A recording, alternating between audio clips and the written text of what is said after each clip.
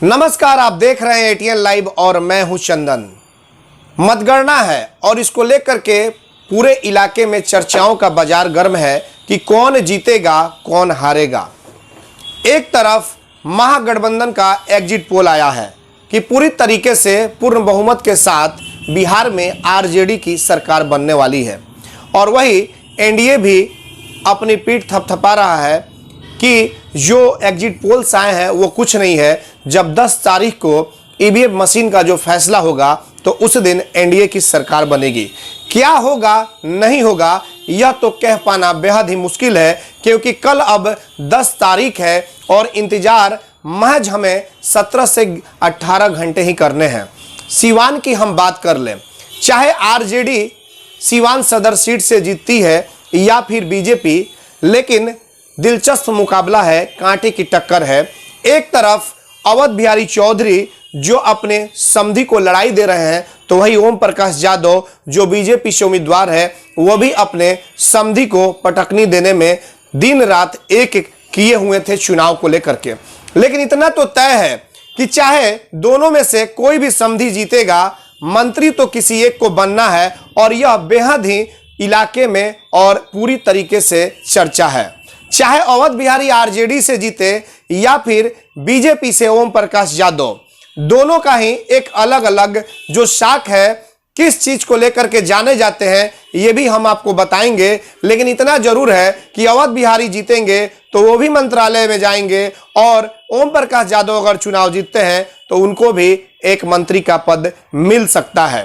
कैसे मिलेगा, क्यों मिलेगा, ये भी हम आपको एटीएन लाइव पे हम बताएंगे। लेकिन हम चाहेंगे कि हमारे इस खबर को देखने के लिए, अपडेट रहने के लिए आप हमारे चैनल के यूट्यूब पर जाएं और वहां ATNlive.in को सब्सक्राइब करें, ताकि हमारा और आपका जो सामंजस्य है वो बरकरार हो और हम ज्यादा से ज्यादा हम आपको खबर जो है अपनी खबरों पहुंचाने का काम करते रहें। हम बात करेंगे अवध बिहारी चौधरी की। अवध बिहारी चौधरी एक कद्दावर नेता के रूप में माने जाते हैं। सीवान में उनकी एक अच्छी पकड़ है और जिसको लेकर के यह चर्चा है कि यादव वोट को तोड़ने में ओम प्रकाश यादव बिल्कुल असफल रहे होंगे और इसको लेकर के एक बार अवध बिहारी चौधरी कुर्सी पर बैठ सकते हैं। यानी कि आरजेडी की सीट सीवान सदर से अवध बिहारी चौधरी का पलड़ा भारी है और वो चुनाव जीत सकते हैं। लेकिन दूसरी तरफ ओम प्रकाश यादव भी उनसे कम नहीं कहे जाएंगे। भले ही दोनों समधी हैं, लेकिन यही ओम प्रकाश यादव 2009 के चुनाव में मोहम्मद शहाबुद्दीन की पत्नी हिना साहब को पराजित कर संसद भवन में पहुंचकर एक अपनी अलग पहचान बनाई थी। और उस समय यह चर्चा हुआ था कि सीवान के पूर्व सांसद मोहम्मद शहाबुद्दीन का जो किला था, एक तरह से कहा जाएगा, उसको ध्वस्त करते हुए ओम प्रकाश यादव अपना कब्जा सीवान की सीट पर निर्दलीय के तौर पर जमाए थे। लेकिन जिस तरीके से जो समय मिला ओम प्रकाश यादव को, 5 साल निर्दलीय के तौर पर समय मिला और 5 साल फिर बीजेपी के तरफ से वो चुनाव लड़ने के लिए आ चुके हैं। उसके बाद ओम प्रकाश यादव को जो पकड़ बनानी चाहिए, यह भी एक चर्चा है कि वो लोगों के दिलों में नहीं बैठ पाए, जिसको लेकर के आज जो परिस्थितियां सीवान की बनी हुई है वो थोड़ी सी दिखाई जो सामने दे रही है कि बीजेपी थोड़ा बैकफुट पे दिखाई दे रहा है। लेकिन बिल्कुल यह अभी हम क्लियर नहीं कह सकते हैं कि सीवान सदर सीट से क्या वाकई में आरजेडी ही बाजी मारेगी, यह कह पाना मुश्किल है, क्योंकि दोनों पार्टियां अलग अलग अपनी दावेदारी कर रही हैं।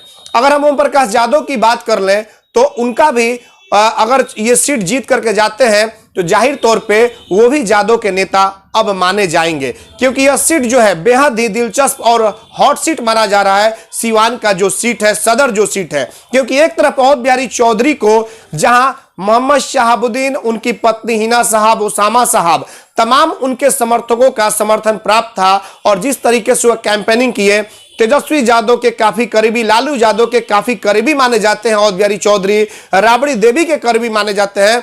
ऐसे में लोग यह कयास लगा रहे हैं कि अगर अवध बिहारी चौधरी चुनाव जीतते हैं तो एक अच्छा मंत्रालय उन्हें मिलेगा, क्योंकि पहले भी वो कैबिनेट में मंत्री रह चुके हैं, ग्रामीण विकास भी मंत्री रह चुके हैं और काफी सहनशील जो एक व्यक्ति कहा जाता है वो अवध बिहारी चौधरी परिपक्व नेता के रूप में, प्रखर नेता के रूप में माने जाते हैं। लेकिन दूसरी तरफ ओम प्रकाश यादव की अगर बात कर ले तो यह छाप तो जरूर है कि सीवान के पूर्व सांसद मोहम्मद शहाबुद्दीन की पत्नी को हराकर अपना कब्जा जमाए थे ओम प्रकाश यादव। और ओम प्रकाश यादव की जो पकड़ बीजेपी में कही जाती है, जिसको लेकर के जो वर्तमान में विधायक थे व्यासदेव प्रसाद, उनका टिकट कटवा करके और स्वयं वो टिकट लेकर के चले आए और मैदान में कुछ कर गए। और उनके जो करीबी हैं वो कहा जा रहा है कि नित्यानंद राय और भूपेंद्र यादव। और ऐसा माना जा रहा है कि ओम प्रकाश यादव भी अगर चुनाव जीतते हैं तो एक अच्छा मंत्रालय ओम प्रकाश यादव को मिल जाएगा। लेकिन अब सवाल उठता है कि क्या ओम प्रकाश यादव चुनाव जीतते हैं